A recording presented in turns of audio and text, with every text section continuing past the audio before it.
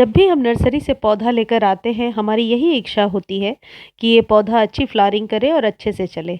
लेकिन कई केसेज़ में मैंने देखा है कि नर्सरी में जितनी कलियाँ लगी हैं उस प्लांट में, आने के बाद उतनी ही कलियाँ खिलती हैं और नए-नए फूल या कलियाँ नहीं आ पाते हैं।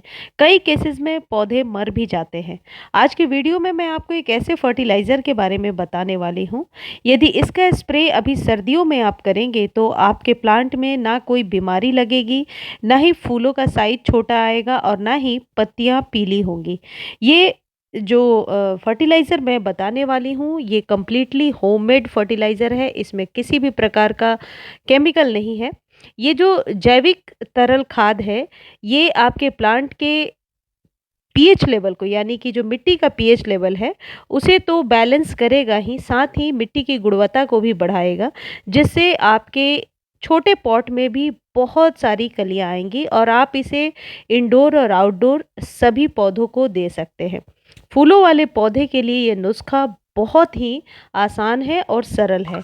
इसको आप हर 10 से 15 दिनों पर दे सकते हैं और इस खाद में मौजूद आयरन, कैल्शियम और पोटेशियम आपके पौधे में फल-फूल की मात्रा तो बढ़ाएगा ही साथ कीट-पतंग से भी आपके प्लांट की रक्षा करेगा। कहने का मतलब है, यदि प्लांट की जड़ें मजबूत रहेंगी, तो प्लांट की इम्यूनिटी सिस्टम भी अच्छी होती है, प्लांट में रोग प्रतिरोधक क्षमता जो है वह बढ़ जाती है।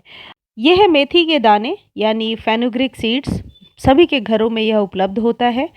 आप 1 चम्मच बड़े स्पून से फेनुग्रीक सीड्स को लेकर के रात भर पानी में भिगो दीजिए और ये मैं करीब 10 गमलों के लिए बता रही हूँ, तो आप इस हिसाब से अंदाज लगा सकते हैं।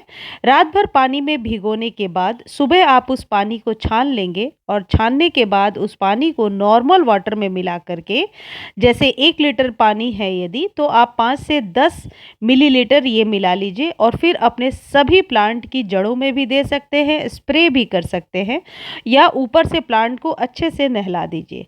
फिर आप देखिए प्लांट में इतनी अच्छी ग्रोथ होगी, खासकर सर्दियों में जब हमारे पौधे पाले या बहुत ज़्यादा ठंड के शिकार हो जाते हैं। कई बार जब बहुत ज़्यादा सर्दी पड़ती है तो पत्ते बिल्कुल सूखे हुए से हो जाते हैं, ड्राई हो जाते हैं। ऐसे सिचुएशन में आप इस वाटर का इस्तेमाल करें। आपके प्लांट को यह बहुत ही तेज़ सर्दी से, यानी कि ठंड से बचाता है, पौधों में गर्माहट रहती है, पौधों की इम्यूनिटी भी बहुत अच्छी रहती है और यदि आप नर्सरी से नए प्लांट लेकर के आए हैं, तो फिर इस वाटर से आप उस पे छिड़काव किया करें या फिर जड़ों में दिया करें। हर एक 2-3 दिनों पर भी आप दे सकते हैं, ठंड की वजह से खराब नहीं होंगे। अब मैं आपको बताती हूँ कि 18 तरीके के पोषक तत्व होते हैं जो आपके प्लांट को चाहिए, जिसमें सबसे प्रमुख होता है एनपीके, यानी नाइट्रोजन, फास्फोरस और पोटेशियम। ये जो आपने तरल खाद यानी लिक्विड फर्टिलाइज़र बनाया है, इससे पोटेशियम और फास्फोरस की मात्रा आपके पौधे में बराबर मिलेगी और पोटेशियम, फास्फोरस ही रिस्पॉन्सिबल होते हैं ज़्यादा फ्लावरिंग के लिए और स्टेम मोटा करने के लिए।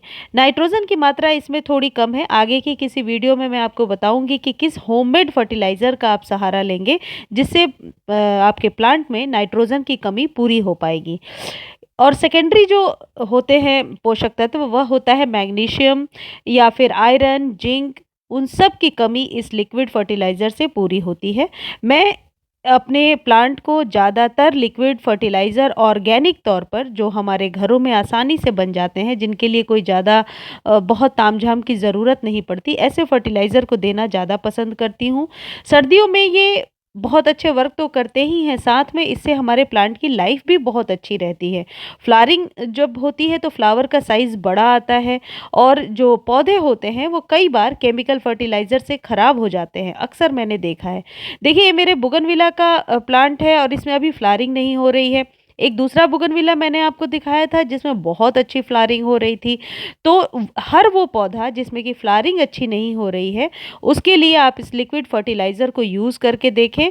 फिर आप देखें, बहुत ही ज़्यादा हैरान करने वाले इसके फ़ायदे हैं और ये आप सुबह शाम किसी भी टाइम दे सकते हैं।